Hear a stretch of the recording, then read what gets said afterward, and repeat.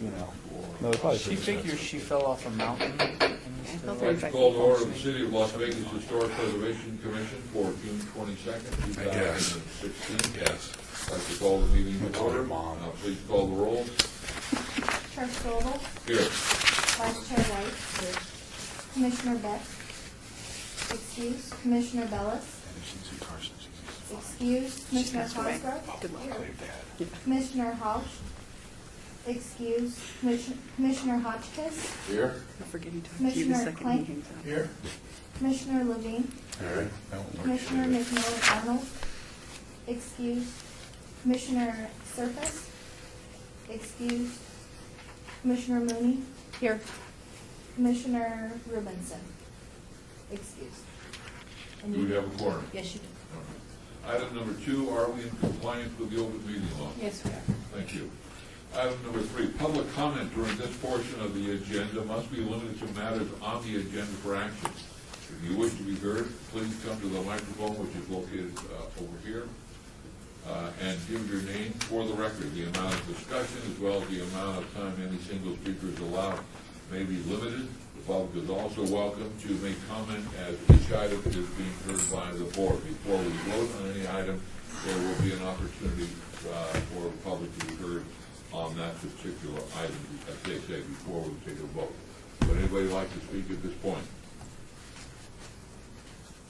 Hearing seeing none, let's move on to item number 4 for public action. Approve the final minutes by reference of the regular meeting on May 25th, 2016. Move to approve. We have a motion to approve. Second. We have a second. Further discussion by the commission? Comments by the general public? Hearing and seeing none, all those in favor say aye. Aye. Those opposed? With the chair voting in favor, it's unanimous. Item number 5, an item that was held in abeyance, HPC 64616 for possible action regarding the recognition of historic properties within the city of Las Vegas. Courtney? At last month's meeting, the commission discussed options for recognizing historic properties within the city, including a number of paper certificates mailed to historic property owners each month, granting funds to neighborhood associations to award plaques to property owners, or administering the purchase of plaques by property owners to display. And staff was directed to just get a little bit of more information from the Pueblo, Colorado program, and I spoke to someone different. This time it is, she's directly associated with the Historic Pueblo, Inc. Right. She gave me a little bit more information. She said that that it's really for property owners that have properties that are over 50 years old. They don't really, you don't have to be designated. I attached their application so you could get an idea of what their criteria or requirements are for acquiring one of these plaques. So it's very simple. You just kind of make a case for your property and then you can purchase the plaque. She said they don't get any profit off of it. However, it's more of a neighborhood pride type of thing. But they are a nonprofit organization. They administer it because the local city was not able to actually sell a product. So it had to go through the nonprofit organization. And that's very similar to the Boulder City example. They had a Bronze Historic District plaque program with plaques offered for purchase. The city of Boulder City was not able to administer the plaque program or sell the plaques. They were $200 each, and the Boulder City Historic Preservation Commission received about a $36 profit after shipping, and they sold 5 plaques in 3 years. They're no longer available, and they had no information on the decorative yard signs. So that's probably an old program or something that the individual residents have created themselves. So staff recommends that a volunteer plaque program be administered by neighborhood associations or a nonprofit preservation organization. Of course, the commission is welcome to debate. Question? The Boulder City, were you able to find a criteria that they use, or for just everybody sort of say, my house is historic, I want a plaque, and give $200. No one, the program has not been active for a while, and so no one had any information about it. So do we know a nonprofit that would be interested in doing something like this, a program like this? Well, I spoke to Heidi Swank just very briefly about it, and about a preservation foundation. I'm on the board there, I will disclose that, I guess. We would be interested in looking at, or developing a proposal to administer something like this. So. Well, I'm just a little, the two things that sort of stick in my mind. This is something that several of us picked up out of the meeting of the camp group, the seminar for the 2 days, is if the Centennial Commission through the Historic Preservation Commission is funding this, therefore in some way putting a stamp of approval on it, do we want to have any criteria, even just a broad criteria, that the group, the nonprofit, would have to filter the request, or do we want to let the nonprofit decide what that criteria is in order to get a historic, by a historic flag? I guess I could go to any trophy shop and have them make a plaque for me and say, my building's historic and it was built in 1923, and therefore I'm going to put a plaque in. This is a step above that. There is some filter. Then the second thing is, do we want to set a dollar limit for the first year to sort of get a feel of how this will go? We see what's happening with Boulder City. It's a little smaller town, and those are just my two thoughts. Is there a dollar figure we want to say you can, a nonprofit could apply for $3,000, $5,000?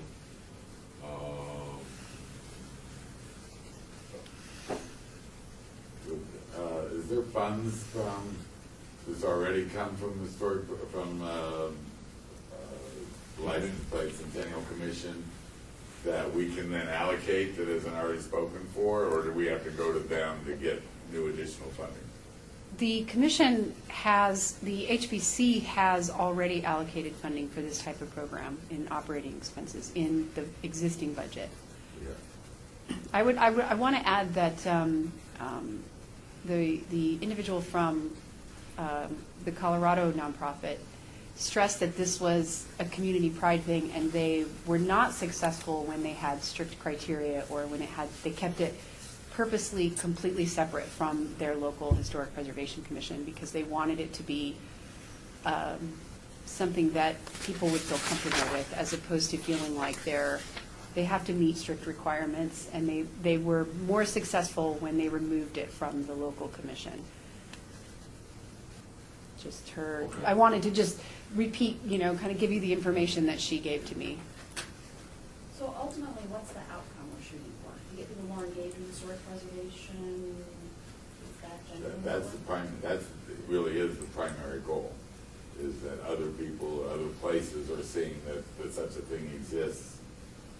The historic preservation exists on a house, on a neighbor telling a neighbor, or on any means of that, the publicity pieces, press releases, whatever, that it's not just us, our little closed group who's the only ones who are thinking about this. Because there's two levels. You can make it so that people will just say, good, it's good, I like it. Or they can actually kind of understand some of the inner workings and how you would certify something. So just, to me, I want to know which level are we shooting for.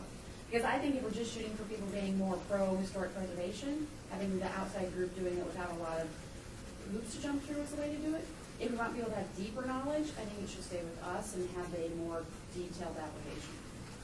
I think the sense that I got was that it's really the lower of the two. Yes. And I mean, It's I don't have adequate. that negatively. It was just not a lot of criteria. It was, if you're proud of your house, and you're proud of your neighborhood, and you would like to go out and purchase a plaque, here's the organization to do it, and go for it. Just more. So I would love to say, yes, that, and if your property is 50 years old. Okay. Yeah. Or it's in the city of Las Vegas. And that's the whole purpose of what we came up with, was just some easy Yes. method of saying, hey, good for you. You know, your house looks, you know, doesn't look like something in Summerlin sitting in downtown Las Vegas, okay? It maintains some original characteristic, and we applaud you for that. Here's a certificate, and if you'd like, you can order a plaque to put on your house, or a yard sign to put on, and we don't make any money on this, but it helps us spread the word about historic preservation. So 50 years within the city limits, those are pretty broad. Anything else that we would, but the plaque probably should not say, city of Las Vegas. I mean, or this has been designated, your home has been designated by the city government or by the city of Las Vegas. Correct? Yeah, essentially, yes. Well, we got the Boulder City plaque. Yeah, I don't want to do that. Okay. No, maybe not. Maybe Just trying to figure out what you want to do. I think I want the nonprofit. I don't know why we have to give them money if they're selling it. Yeah. This one, Well, that would be one of the rules. that's the National Register plaque. It can't be a problem. No, so that, they couldn't do that. So if they're, We can get administrative. Where is the plaque? Is there a copy of the plaque here? I don't know. That's why we may. The chair is asking you a question for you. I'm sorry. Is there a copy of the Boulder plaque? Is this it? It's the one, the little one right here. Oh, what you're looking at, and it says Federal Historic Resource, historic, so that's as simple as it would be. It may say preserve Nevada, the date of the home, and then whatever underneath. Something simple as that. And totally voluntary, if they want to buy it, they can, and otherwise, here's a little certificate that says, you know, we think your house is great. Chairman, can I ask you a question? I'm trying to understand what you want to do so we can help with the program here. And what I think what I'm hearing is this, and you tell me if I'm hearing it right or not. We would like to allocate to either a neighborhood association or a nonprofit historic organization some money for them, the group, to buy plaques and place on the public, onto a neighborhood association or onto a house? Or are we encouraging a neighborhood association or group to do this on their own with their own money? I'm trying to, because what I'm hearing some people say, well, we've got some money for this, so we should allocate it, and I don't know how quite to allocate it. And I think I'm hearing other people say, well, it sure would be nice if people would just recognize the historic nature of their property. And we have talked to, basically, the Colorado Fund Pueblos we've looked at has been where the house, the homeowner buys the plaque. Correct. So the only thing, to your question, correct, what are we funding it for? The only other thing would be some sort of the administration of the thing. So it could be $500 a year or $1,000 a year to simply administer, to put out brochures, to maybe make a copy of a certificate, that kind of thing. So if that's the case, I'm just wondering out loud, and I'm sorry to be doing this in this group setting like this, but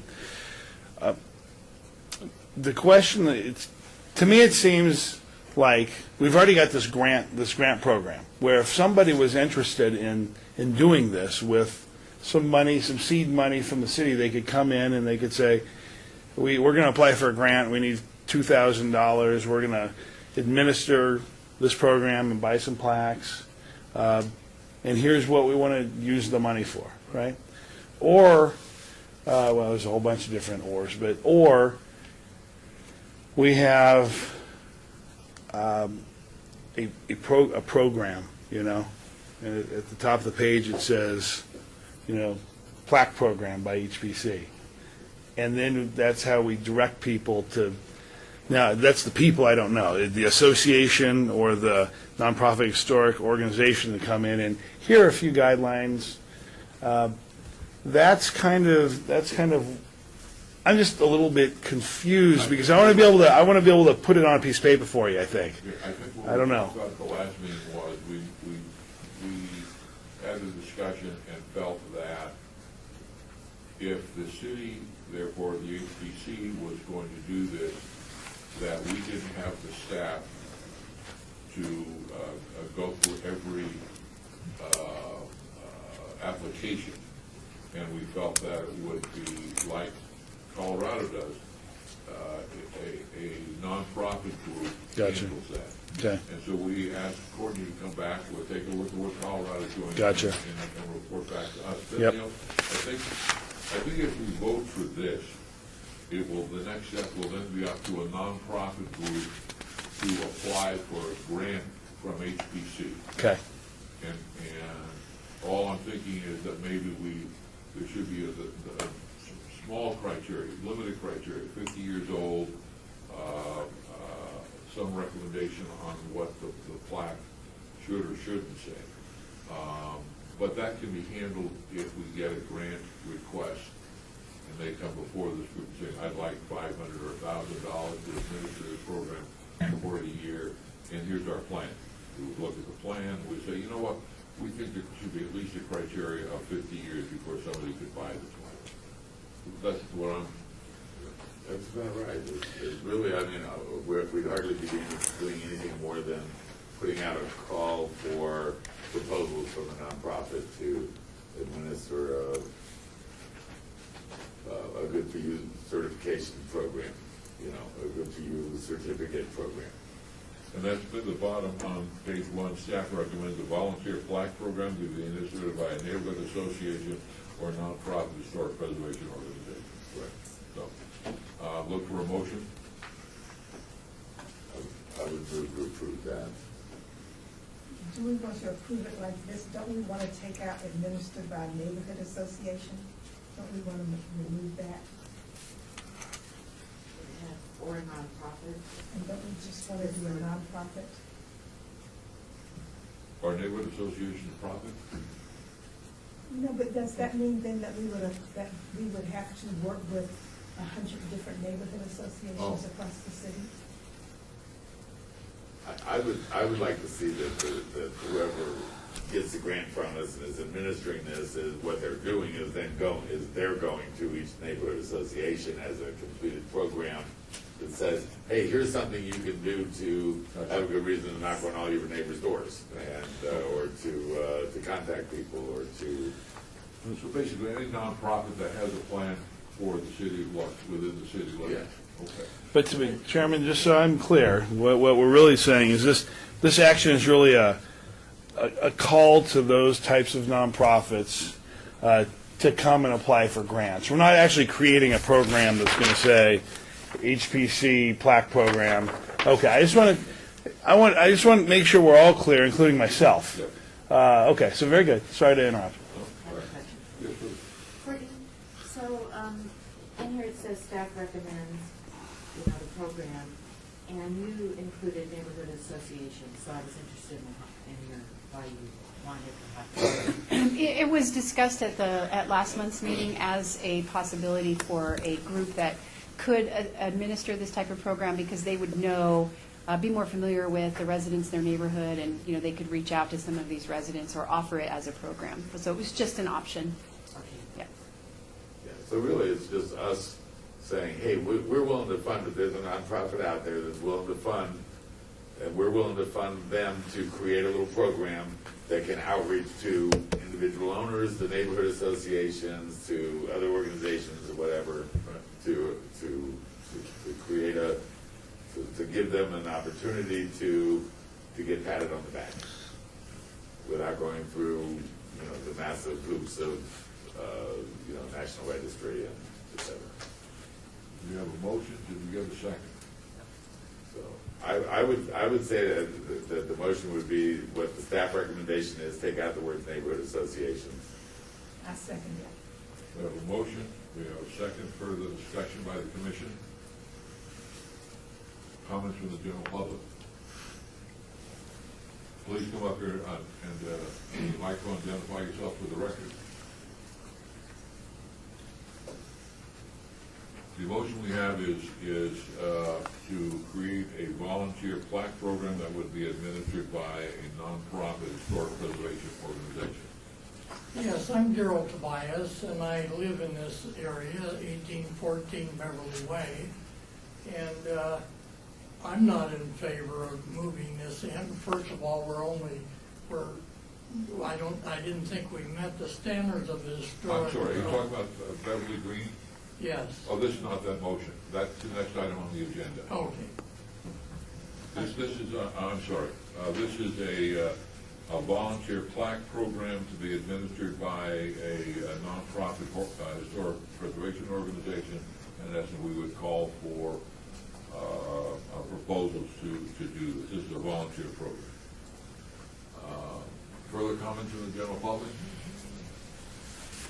All those in favor say aye.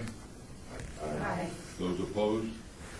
Motion carries unanimously with the chair voting in favor.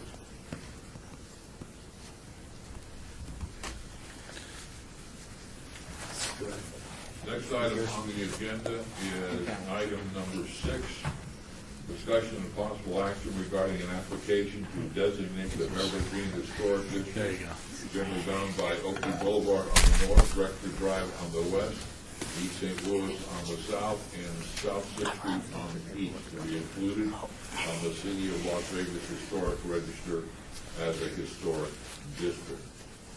If recommended for approval by the HPC at today's meeting, this item will then be scheduled for consideration by the Planning Commission and then the Las Vegas City Council. Our function is to make a recommendation, and then it would go to the Planning Commission, and from there to the City Council. The Beverly Green Neighborhood Association will schedule an additional informational public meeting next month. That date will be published as soon as determined. The process for us, either Courtney or from the city attorney,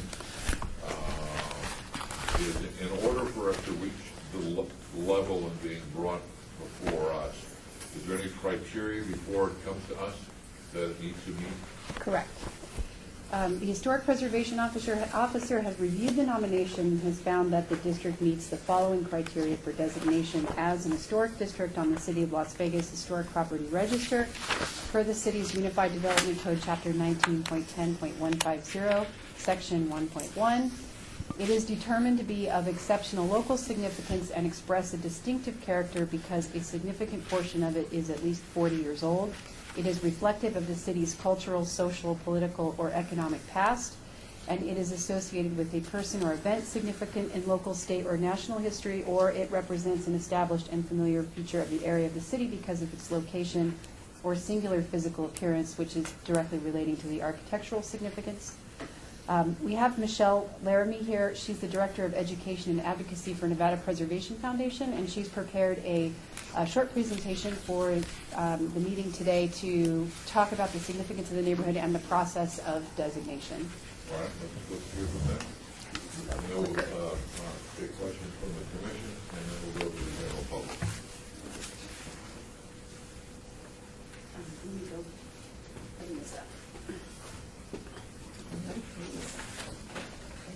It's my understanding there are 124 homes and or buildings within this district, is that correct?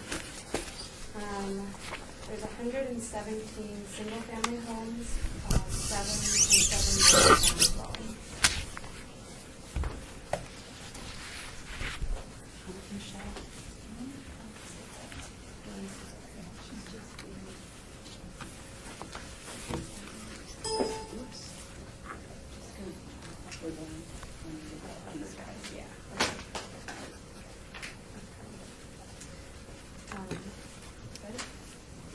So, hi, as Courtney mentioned, my name is Michelle Laramie, and I'm the Director of Education and Advocacy with Nevada Preservation Foundation, a local nonprofit.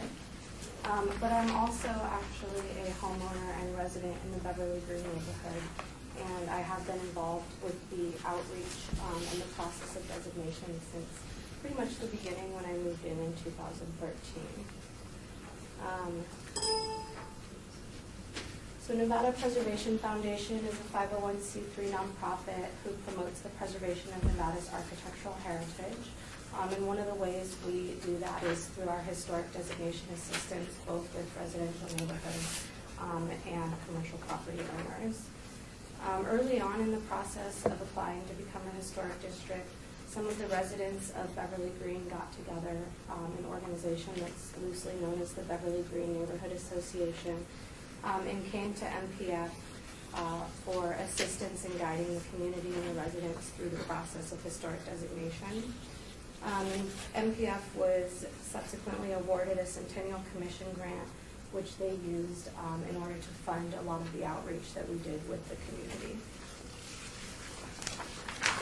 In 2011, the City of Las Vegas commissioned a historic survey, which shows that there's a substantial number of individually eligible and contributing properties to justify the historic district nomination. The survey not only recommends the neighborhood for a National Register listing, but it does also show that the neighborhood meets several criteria under the City of Las Vegas's ordinance for a historic overlay. In the recommended district, all but 2 of the buildings are at least 40 years old, and most of them are actually 50 years or older. The neighborhood's also reflective of the city's cultural, social, and economic past, and the residential architecture of the district represents an established visual feature for the area. In general, the survey found that 45 properties are individually eligible for a National Register listing, 51 properties are contributing to a district, and only 28 properties were either ineligible or were not surveyed because they didn't meet the age criteria. The map here shows the recommended boundaries for the historic district, which corresponds to the historic subdivision boundaries as well. Again, the district is bounded by Oakey Boulevard on the north, East St. Louis Avenue on the south. It includes the multifamily dwellings along Rexford Drive on the east and 6th Street to the west. And in total, there are 117 homes within the proposed district, as well as 7 multifamily dwellings, as mentioned on Rexford Drive. And the district corresponds to tracts 1, 3, and 4 of the Beverly Green subdivision. The period of significance for the district was found to be 1951 through 1963, which corresponds to the time in which the tracts were platted and the actual homes were designed and built, as well as to a lot of the notable residents' time spent living in the neighborhood. The proposed district is reflective of FHA guidelines for residential development that followed post-war America, and is also significant of the development and housing boom that happened in Las Vegas during the mid-century. The neighborhood is evidence of the social significance of strip entertainers, artists, casino workers, and was once considered one of Las Vegas's premier residential neighborhoods. There are 3 main styles of modernist architecture which can be seen in the proposed district. The most prominent is the contemporary ranch, which is reflective of California modernist architecture, a type of residential architecture that was popular during mid-century development. It's characterized by low-profile design, horizontal lines and flat roofs, or sometimes pronounced asymmetrical shed roofs with contemporary elements such as decorative screens, pronounced carports, and wide eave overhangs. And the photo that corresponds to that is in your bottom right. The international style of modernism is also well represented in the multifamily dwellings along Rexford Drive, which is a more austere type of architecture that was common of low income and workers' housing. And that's represented here on the left with the Rexford apartment, actually the Rexford condo co-op. And there's also a small sampling of Cinderella ranches, which is a quaint sub-style of the contemporary ranch, and which features more ornate detailing such as dovecotes or birdhouses, and extended ornate fascias and wide overhangs, which is the upper right-hand corner. Some notable architects of the area. The primary architect of the proposed district was Don Benchmark, although there's also a significant amount of residences in the district designed by Huey Taylor. Taylor is pictured here. He was the architect of the Desert Inn Casino, Sunrise Hospital, and many other places of interest within Las Vegas. Other notable architects include Jim McDaniel, Jack Knighton, and Jack Belcher. And a few notable residents of the area include Elmo Ellsworth, who was the inspiration behind the famous Vegas Big sign on Fremont Street, Ted and Ann Otis of Otis Elevators, Rose and Louie Molaski, Wendell Bunker, Louis Prima, Frank Schivo, and Dean and Elaine Schindel. As previously mentioned, Nevada Preservation Foundation was hired, for lack of a better term, by a group of Beverly Green residents to guide the neighborhood through the historic designation process. And the majority of the work was performed through community outreach with the residents to gauge the overall interest in becoming a historic district.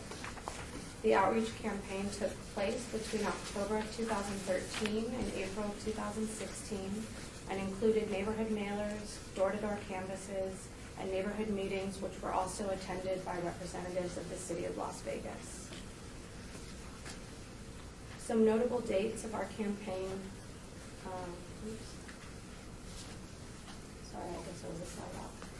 Some notable dates of our campaign started in October of 2013.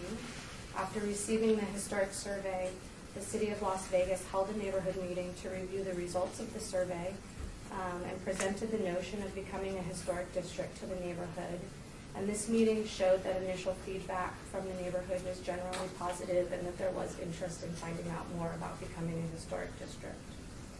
In January of 2014, the neighborhood officially brought on Nevada Preservation Foundation to help guide through the process.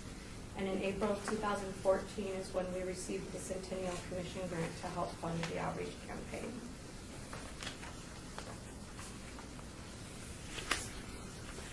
In October of 2014, Nevada Preservation Foundation sent out our first mailer, which is the top 10 economic advantages of historic designation.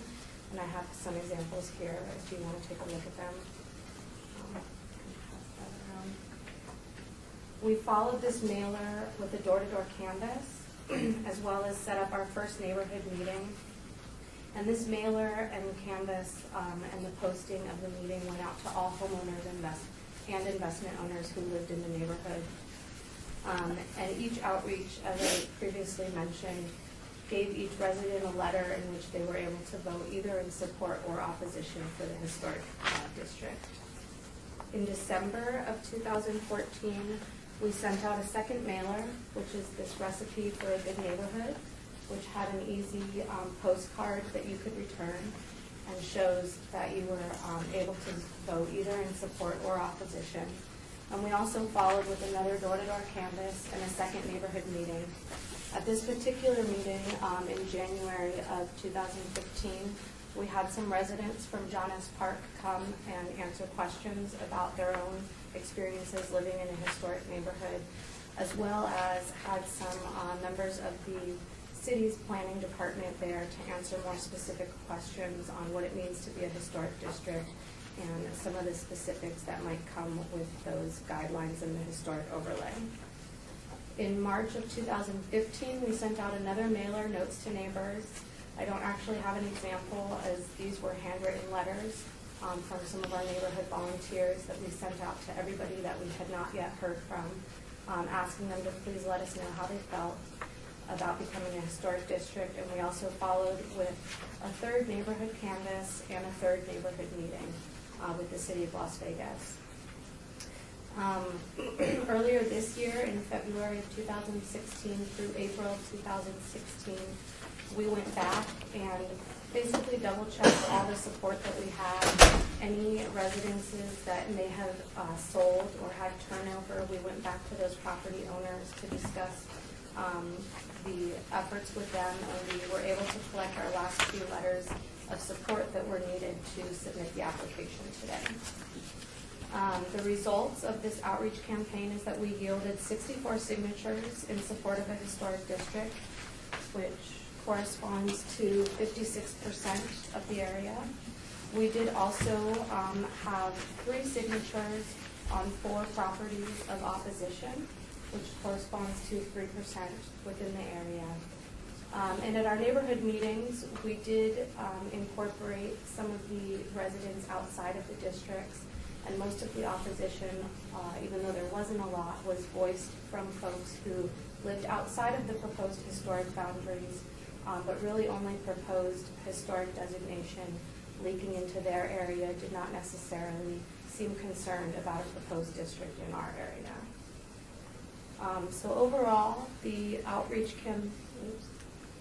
efforts have yielded overwhelming support. We've been able to collect over the 51% that was needed to push the application forward, and there's been very little opposition, especially within the historic boundaries. And so we're here today to ask the HPC to vote in favor and hopefully move on to our next step in the historic process. Question from the commission? Small nickel and dime thing. Have we lost two buildings? One number here has it at 122, and then another has it at 124. I believe the two buildings are the two that were not surveyed because they didn't meet the age requirement, although they're technically located within the historic boundaries.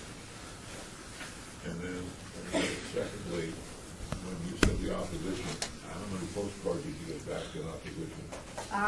We got a total of 4 signatures, so actually these are the 4 opposing letters that we received, and these are the support letters that we received. Jordan, we also, the commission has sent 9 opposition. So help me understand the math on this. Is it 9 in addition to these 4, or are they the same? Or It's actually 8. I counted one property twice, so 8 plus the 4 is a total of 12 that we've received in writing. so the 4 are not also, they didn't also send in cards? No, those are the ones that were documented by Nevada Preservation Foundation as having returned their mailer. They signed, those 4 responded to NPF via their mailer, correct? Yes. Yeah. And did they also respond to this No. mailer?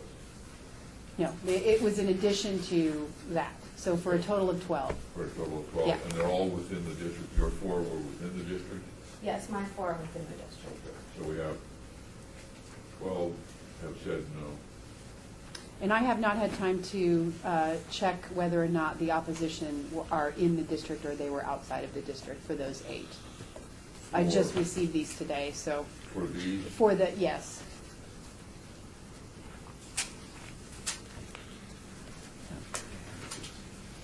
How would they have received one of these emails if they weren't within the district? So it would have to be 20% in the proposed district. Of the area. I'm sorry, go ahead. Courtney, how would they have received this one if they weren't within the district? Weren't they just sent within the district? No, there's a notification boundary that we are required to use by Nevada state statute, so it's, I believe, 1,000 feet. 1,000. Right, Robert? So it So went 4 to, for sure opposed within, based on yours, Yes. and then 8 maybe, but they could also be in the area surrounding it. correct. Okay, all right. But so could also the support postcards could come from the area surrounding it as well. The postcards, not the mailers that NPF did, but the postcards that we sent out. Yours, is it 64 or 65? We have, I'm sorry. This is 65 on the, We have 65 65. letters of support. And are all those letters within the district, or? Our letters from MTF are all within the proposed district, yes. So the math for me, there's 120, so even if the home or the building was not contributed, they would still have been surveyed and asked what they think. Yes. Okay. So that's 124 homes or buildings. Of that, 65 yes, 4 no for sure, and then maybe another 8. I do my math right on that, just for the record. Sounds right. Okay. So 124 residents and/or a building for a total of that, 65 yes within the district, 4 within the district, no, and then 8 who responded that either they're in the district or right on the edge of the district. Okay. Any other questions? Yes, please. Yes, I think there's more than that that oppose this historic registration is, and I've never gotten any of your letters of what you're talking about. I'm sorry, for the record, and your address? 1814 Beverly Way, Your name, please? Daryl Tobias. Well, the information we have is that's the people that returned those cards from the city of Las Vegas, the survey information that was taken by people that were hired to do that, and a public hearing. Yes, and I got the postcard from the planning commission to be here, so we're here. So it's not that we sent it in, we got it here so we could find the building. Great, that's okay. So you're opposed to it? Yes. And could you help us understand why? Well, first of all, the restrictions on the property and it devalues the property, and I don't think you're paying for the compensation for the loss of value either. Okay. So why do you think it devalues the property? Because it restricts your people that want to buy in the area. Can I speak as a realtor and take off my historic preservation commissioner hat? Oh, I don't think you have to take off anything. You're Oh, a public okay. hearing. All right. It's actually not true, and if you look at the price per square foot numbers and the turnover rate and the days on the market of places like the John S. Park, which is our only designated historic district in the city right now, which is just 3 blocks north And of they're us. trying to extend it to our area.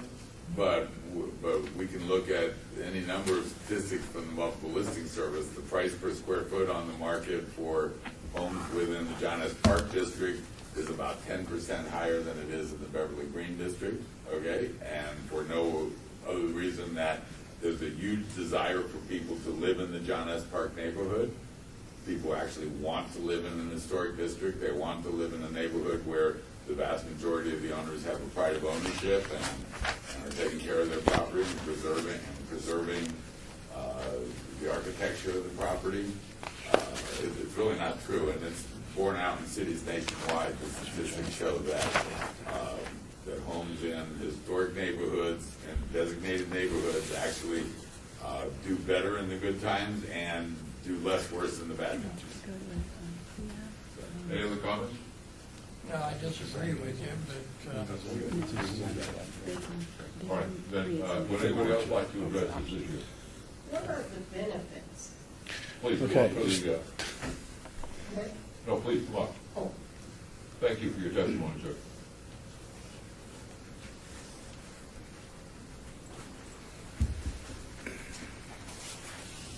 I'm Gail Olson. I live the same place he does, 1814 Beverly Way.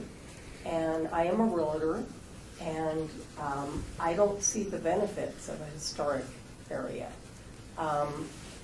Mainly because you can't change the structure of anything and there might become a homeowner association involved.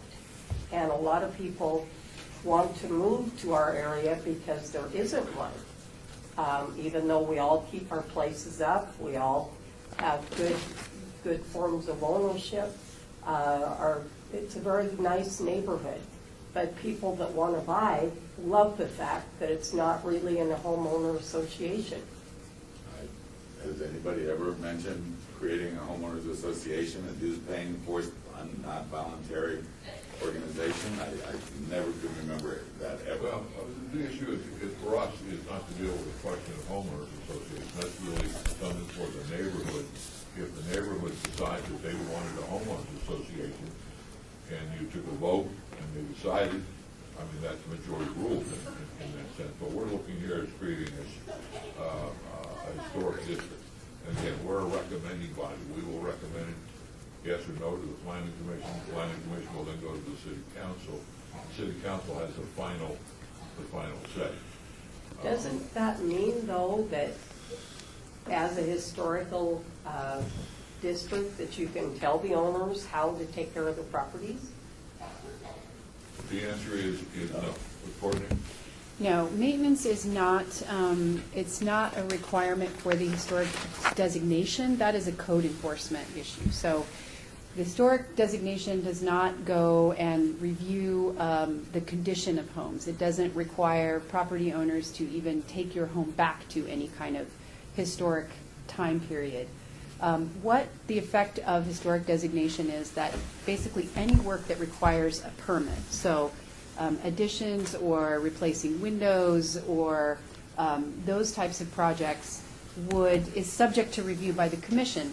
Now, most of the work is small enough in nature that I can approve it the same day. So if it's you need a permit for a water heater, so if you call me in advance and say, look, I'm going to come down, I'm going to request a permit for a water heater, I can make sure to be there and sign off on that day. I can even approve window replacement that day. What usually would go to the commission are large additions. If you wanted to put a large addition on the front of the house, or if you wanted to, solar panels, for instance, would go to the commission for review. So it kind of, and what the commission would recommend is how would you put that large addition on the front of your house so that it is still compatible and respectful of the architecture of the home. We've had quite a few permit applications for the John S. Park neighborhood. We had, I can only remember one denial of all of those. It was a window replacement with glass block instead of window, but the commission overrode the staff recommendation for denial and approved it. So it's all about reviewing these applications for compatibility. So a fence around your property or anything would have to go through that? Not necessarily. I can approve a fence the same day as well, as long as it meets the planning requirements. Planning has their own requirements for fences, so you would have to get a permit anyway. That's not part of what's in the being reviewed by the commission. Landscaping is not reviewed. Paint is not reviewed because that doesn't require a permit. So you can paint your house, purple with yellow polka dots and whatever you want. That's not right. That is not reviewed by the commission. So it that's is a question a different way. Yeah. Are there any additional permits that are required? No. So we're not putting any additional burden. No, and there are no additional fees that are required. There is an additional application if it goes to the commission, and that's the certificate of appropriateness application, but there are no fees that are charged, and there's no additional permit. And there's also an appeal period as well. Okay, and I've maybe it's been on the commission for quite a while, and I can't remember the last time we denied it. Correct. So what is the difference of having it in there or not having it in the historical? Well, the upside is it generally puts a neighborhood, it adds to the pride of that neighborhood, it adds to the designation of that neighborhood. If you're asking, is there any, where's Bob Bellison? Somebody that's, you can speak for the John S. Park. What are the benefits that John S. Park has received as being historic designation? Mostly it's exactly that one word is pride, all right, which is that we have something something that we can actually say out loud and say officially, this is an historic neighborhood, and it has purpose to maintaining itself, that the people that live around me are as concerned about the architecture and the nature of their neighborhood as I am about my house. I will absolutely, for the record, that I would fight a homeowners association in any of these neighborhoods way harder than you ever would. I would too. All right, so that's not even really not an issue whatsoever.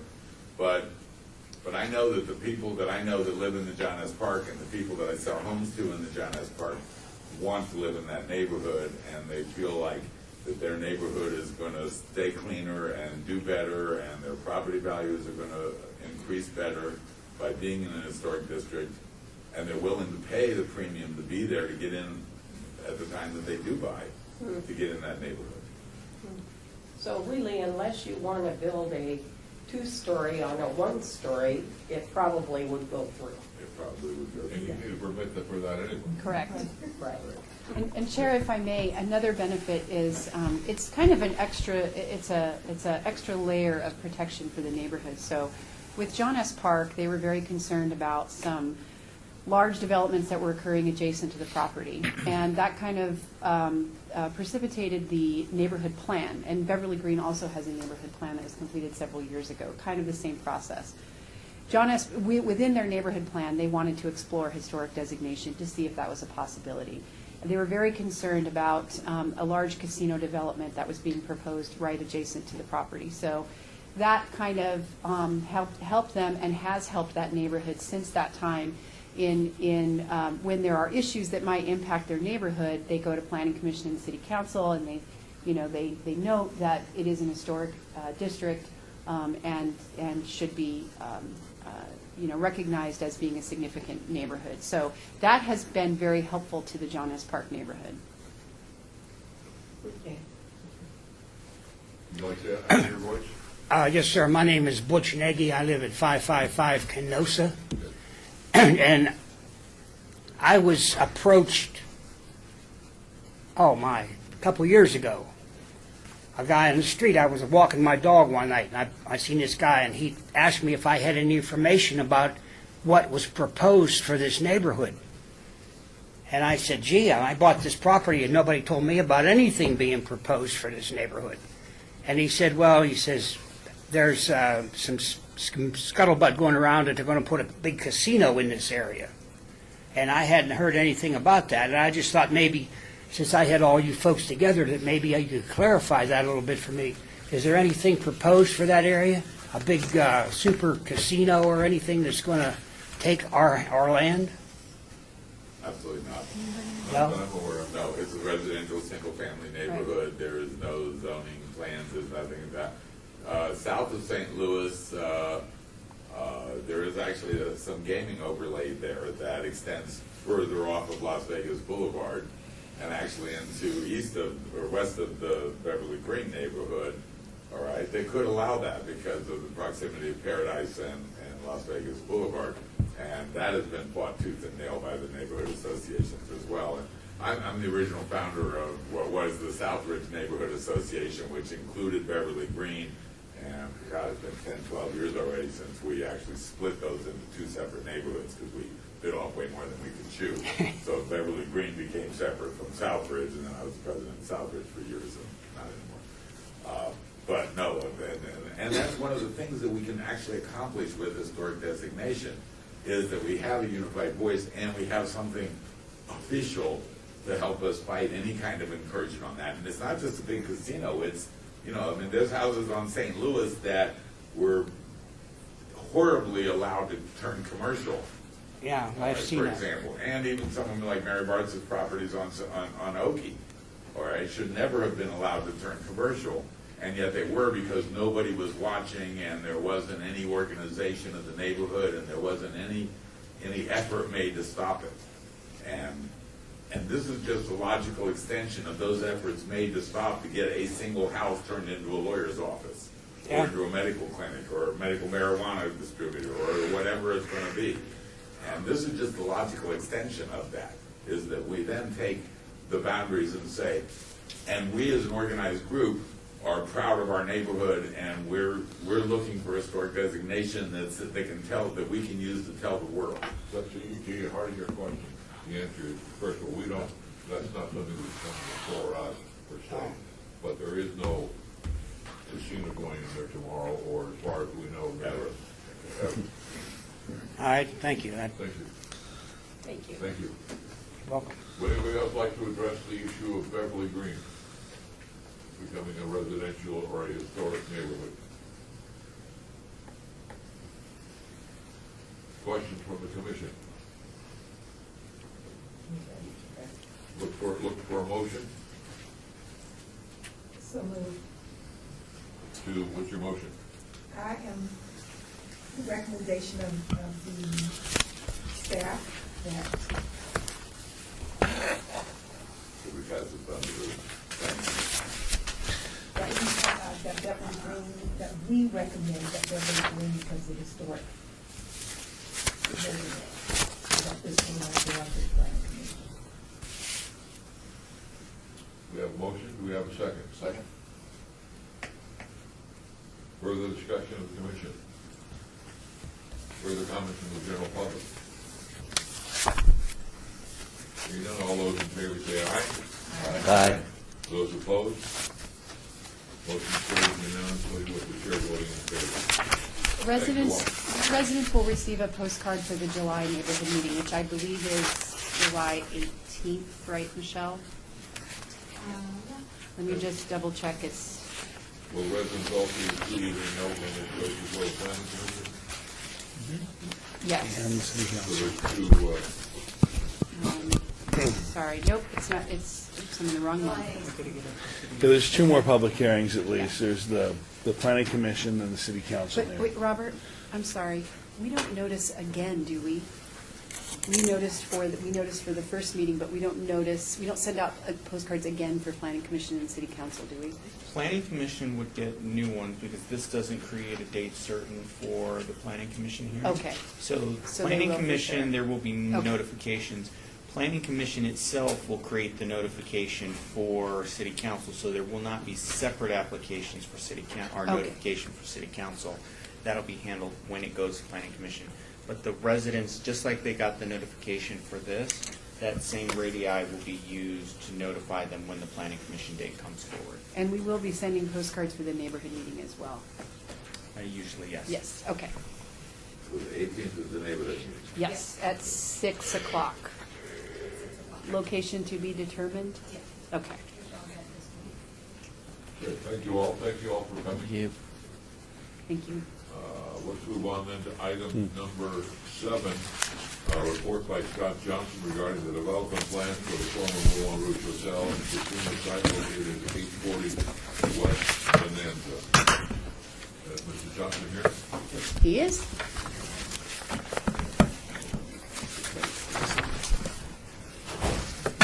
Yes, please. Good afternoon. Good evening. Welcome. My name is Scott Johnson. I'm president of Moulin Rouge Holdings, LLC. Currently, we are in escrow to purchase the property. We have a July 8th court date to approve our sale agreement. Currently, what we have, we can stockpile material on the site to use as a blend with the recycled material that we're going to use. We're still currently stockpiling. Our crusher operation will begin next week. Monday or Tuesday, the actual crusher is on its way from Salt Lake City. Excuse me. So we'll start blending material. Basically, what we're going to do, we'll crush that material up, move it off-site, we'll clean the site up, so we'll stay off the historical preserve area. We're going to move everything off of that we currently have there until we get further plans on what we're going to do with the property.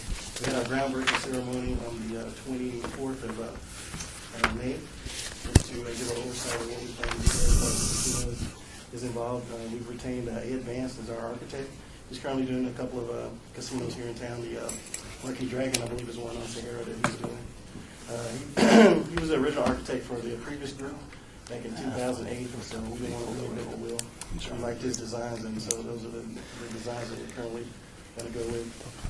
We're probably about, I think about 2 months out before we can come to you all and present our plan of what we have for the property. Question?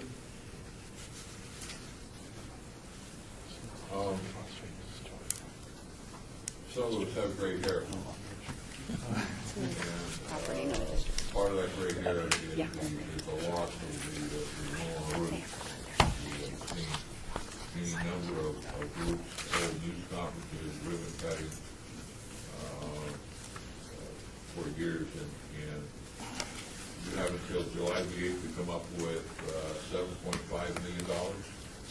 Yes, sir. Well, they have to approve our sale. We have the money right now. We're just waiting on the sale to be approved. You have the $8 million? Yes, sir. Yeah, we're ready to go. Approval is from the bankruptcy court of the current. Bankruptcy court. And that's basically, I guess, it's more of a, I think, a rubber stamp thing. We go in and say, we approve the sale to New Island. And we're sort of closed by the 16th, I believe. Of July? Yes, sir. So, will this property still remain on the National Register of Historic Places? Yes, the State Historic Preservation Office will not move forward with delisting the property. However, any member of the public can submit a request to delist it, and they would then have to review that request.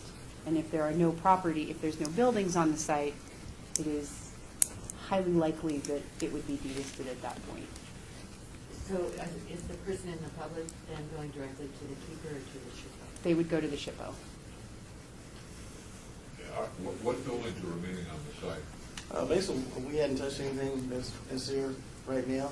What we're looking to demolish eventually is there's 2 storefront buildings that are there that will be part of our, will be in the footprint of our actual building.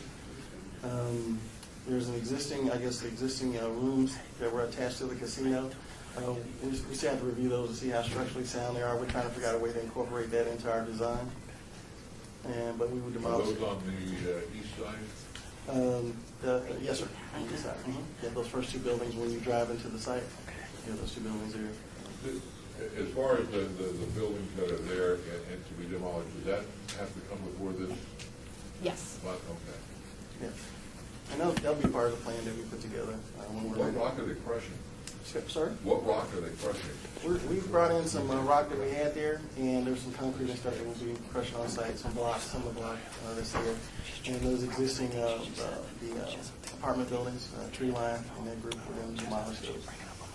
They'll be part of it. But we're going to move the crusher right now, where everything's situated. We'll crush up the material that's on the historical preservation side, and we're going to move all our operations over to closer to McWilliam Street. And that'll encompass the buildings that are there. Additional questions, comments?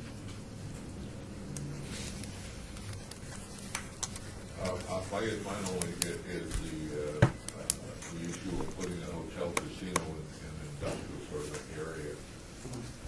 What's the feasibility study? Have you done that? And of course, you're just a short distance away from the services for the homeless in this community. Right. It just doesn't seem to be the spot for a hotel casino, but then I don't have $150 million worth of it. Right. Well, basically, when we took into account the property, originally I was just looking for a location that we could use to do the recycling operation. Once we started digging into it, and I tell you what really, the caveat that really got me was the Tenaya Creek Brewery that they put right across the street. I said, well, obviously there's some things happening in the neighborhood. So once I started doing some investigative work, we found out that that location, the 15.5 acres, is probably the largest piece of land in close to downtown area that's available at the moment. So the target market we're looking at, I think we would have an appetite for the casino, plus the historical that comes with the Moulin Rouge name. I've been a lot of positive feedback from all over the world. I grew up in Arkansas, and so I had our local newspaper down in Little Rock give me a call, and they've been hearing about all the positive things we're doing over there. And also another aspect that we looked at, the hotel casino is just going to be a small part of what we do over there. We have another group that I've been meeting with that has like it's a wellness type center that'll also be involved in our project, and we're looking at a few other things also. So we're still currently doing our feasibility studies and everything, putting our package and stuff together, but I think we'll be okay in the area. Plus, we've got a lot of positive feedback. We had close to 500 people that came to the groundbreaking ceremony. I think the community has been supporting that for a long time. Yeah. And I'd also like to add, one of the things when I got involved with the project, I worked for a general contractor here in town for like 25 years, Richardson Construction. I did a ton of projects. The last major project I did Lorenzi Park. I was the project superintendent / manager for that project. So I did a lot of work in the area. My uncles had property in the area. They own businesses. They had Highview Market. I don't know if you guys are familiar with that, right behind Seven Seas. My uncles were involved with that. So I have a leg in the community. And one of the things I promised all the people I've been meeting with is that I don't care if we don't do anything, we're going to do something. I said, I'm tired of driving by there seeing the same old thing. And so I bring a lot of construction knowledge a lot of equipment and stuff that we have ourselves that we own. You know, I could do the first few phases of the construction myself, with just with family members. So, like I said, I've been here close to 30 years. I never did not finish a project that I started. I did Grand Story Middle School. I did H.B. Fitzgerald Elementary School. First phase of Sunset Park. A lot of work at the airport. I worked for Bechtel for 7 years at the airport. So, like I said, I bring a lot of stuff to the table, and I just want to get a project done over there. So is Mr. Richardson part of this? No, ma'am. No, he's my daily consultant. Okay, good. Yeah, we've been like I said, I've worked for Rich Richardson since I was in the 10th grade. So, So how much of that will be destroyed, that property starting at H? How much of that is going to be? Well, I'm currently trying to buy the corner pieces also. Judge Bennett owns a piece there, and the gentleman in Hawaii, I got a broker that's tracking them down. Also, I was trying to buy the piece that's on the west side of me also, that's owned by Mr. Snapper. I don't know if you're familiar with him. So I've placed offers to both of them, and let's try to get their pieces also. If I do, I'll clear the whole side out, but if I don't, we have designs to that we don't have to incorporate those pieces. And how far north, how far back? How about, we'll go to McWilliam. Okay. Does your project rest its success on having a hotel casino there, or do these other things be more feasible, a wellness clinic or? A wellness center will work there, and the group I'm meeting with, they have, we went everywhere from 60,000 square feet buildings to 150,000. So there's an appetite for it.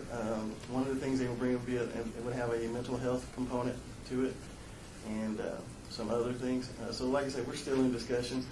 My main focus for having the hotel casino was the actual Moulin Rouge. You know, the people in the community, they still want to see that Moulin Rouge component there. And I've met with Councilman Barlow, and that's also his dream also to have the Moulin Rouge. So that's why we're kind of concentrating on that.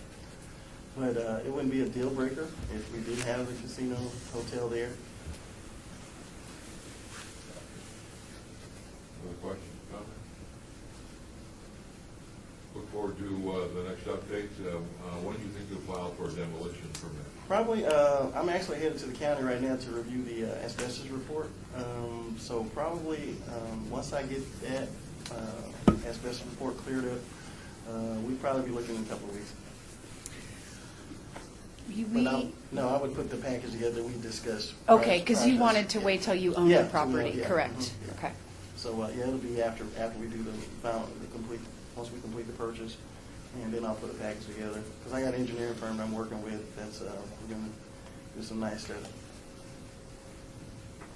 Further questions, comments?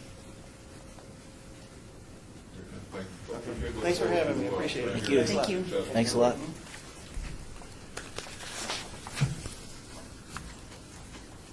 Item number 8, report by the Department of Planning regarding the City of Las Vegas Historic Art Cultural Mobile Website. The History, Art, Culture mobile website. It's almost done. The deadline is the end of the month. We will have a the historic sites component, the public art component, and the cultural component, with some of the sites missing from the public art, only because the list that we received was quite extensive. So we might have to kind of go through and filter some of those out.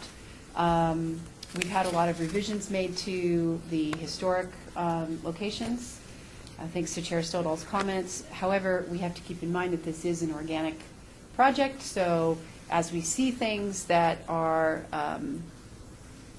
incorrect, or you don't like the photograph, or you have issues, I really encourage the commissioners to take it out and test it out a little bit for me and let me see if it works.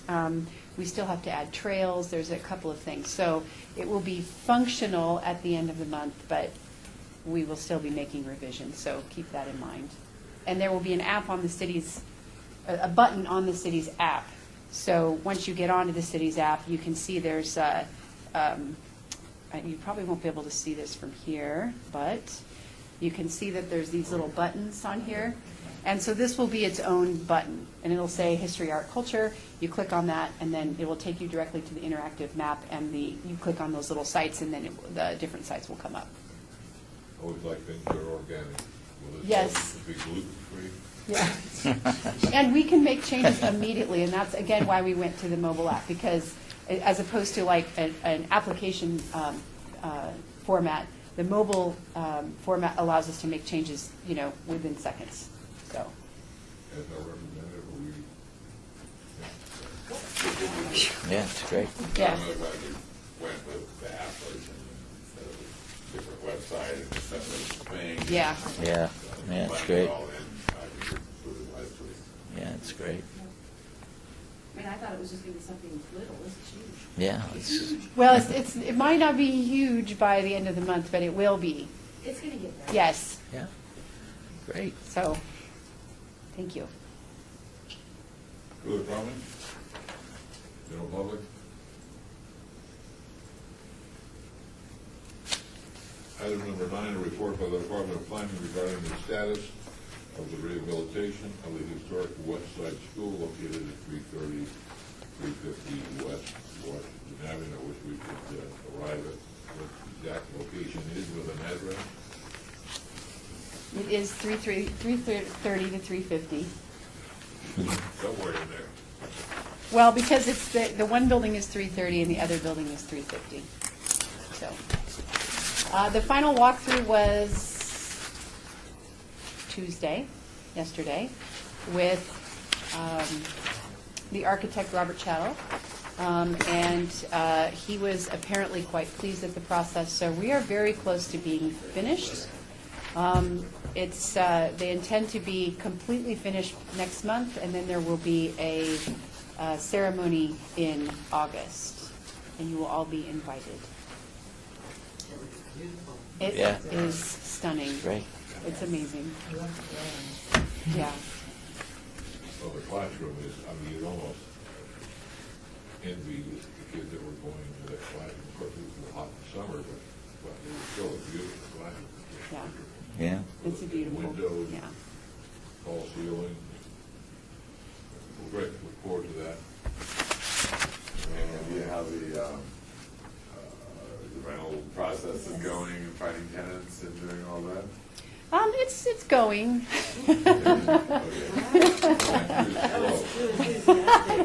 No, we have a lot of interest. We just don't have anything nailed down hard and fast, but we do have a lot of interest. So something really exciting could be happening, but I can't make any announcements yet, but I'll let you know, hopefully by next month.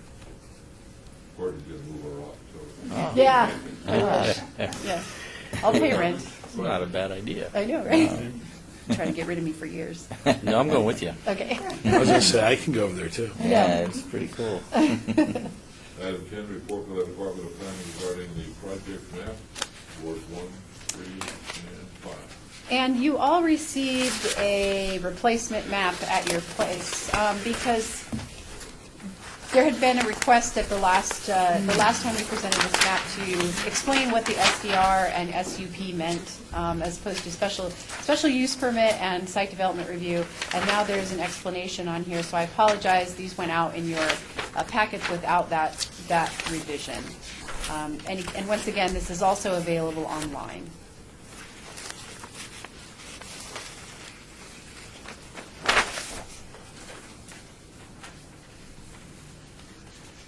Thanks for doing that. Yeah. And it did my comment again. So sorry. I was looking at it going, I still don't know that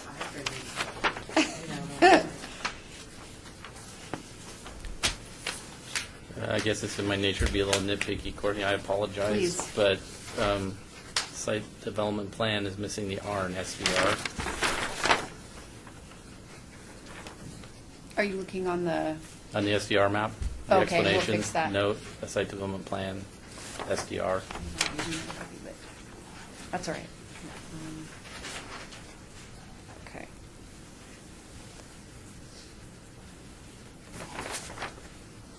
Thoughts, comments? That was real helpful. That was really good. Yeah. Patrick or Jack, any thoughts? Well,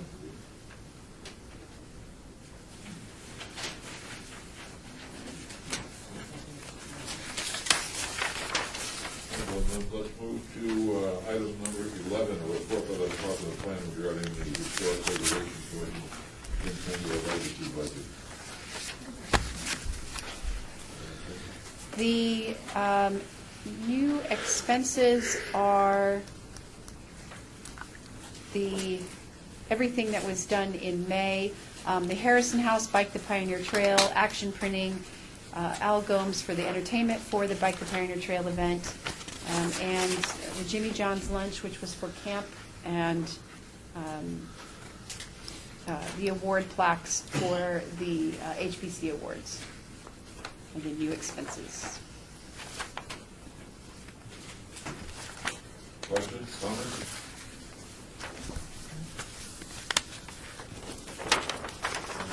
Item 12, report by the Department of Planning regarding historic and the resources and local needs. Did we all notice Jack? Is it your house in this backup? That's a nice article. I thought I did.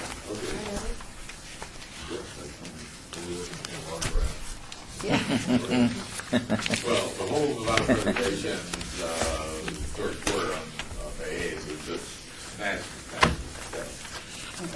Really got a nationwide press, and the retro renovation, having Ben Kubler here was real monumental, and she made like 10 different blog posts out of the different properties, and there's people all over the country that saw about this on her, on her site. On it, school friend from high school I totally lost, got found, so do that. It was real plus for us, It was real plus. Yeah. Don't do it justice. It's a really cool house. Comments? I think it has a And then let's go to item 13, report by the Department of Planning regarding the budget update list. Thank you, Chair. The new items are that we held a neighborhood meeting with the Huntridge Neighborhood Association to just kind of give them a heads up on the survey progress for the possible National Register nomination. And there were only a couple of questions raised at the meeting, but they were specifically related to code enforcement type of issues. So not any opposition raised for a potential National Register nomination. And the first draft is due September 1st for the survey findings. And then we will go back to the neighborhood, keep them updated at another neighborhood association meeting, and of course keep the commission updated on progress.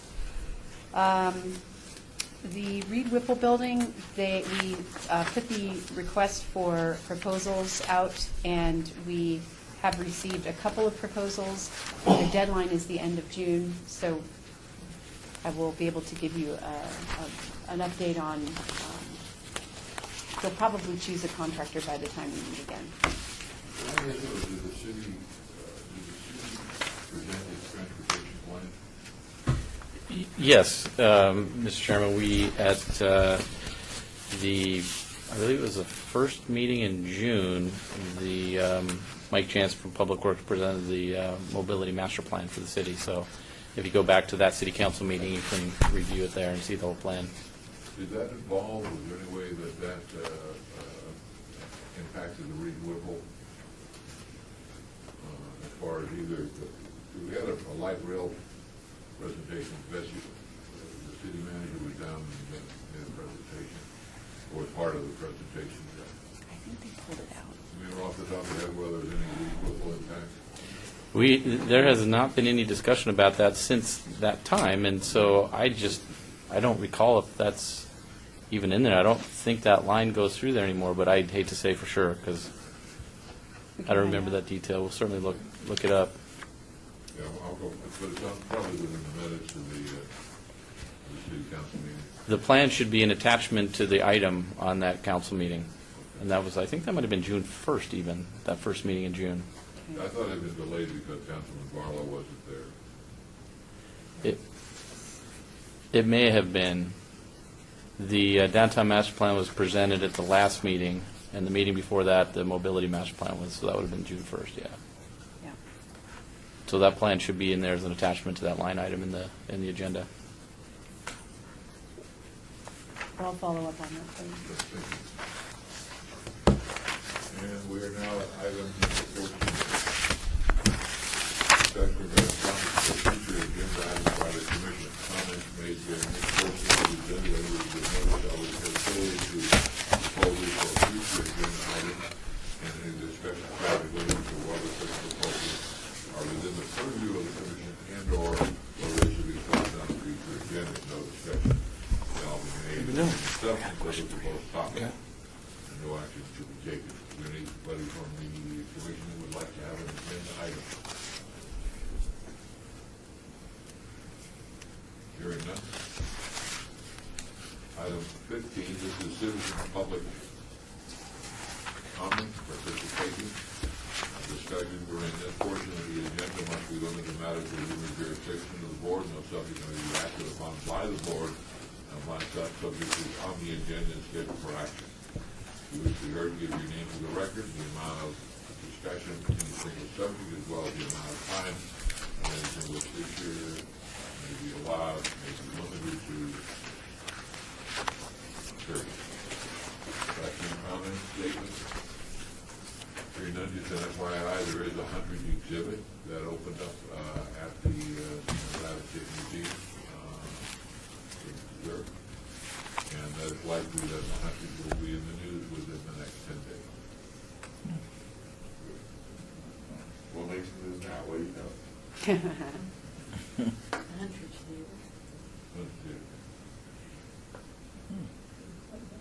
Don't do that. What do you know? I don't know. Yeah, Don't look at me. come on, I don't know anything. Come on, Bob. I'm always the last to know. Oh, the moon will cross. Do we have the West Side School photos floating around? I just need one copy. The West Side School photos, are they floating around? What photos? The West Side School? West Side.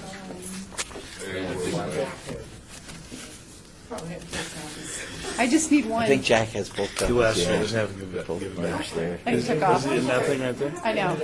I will. We're adjourned. I'm going.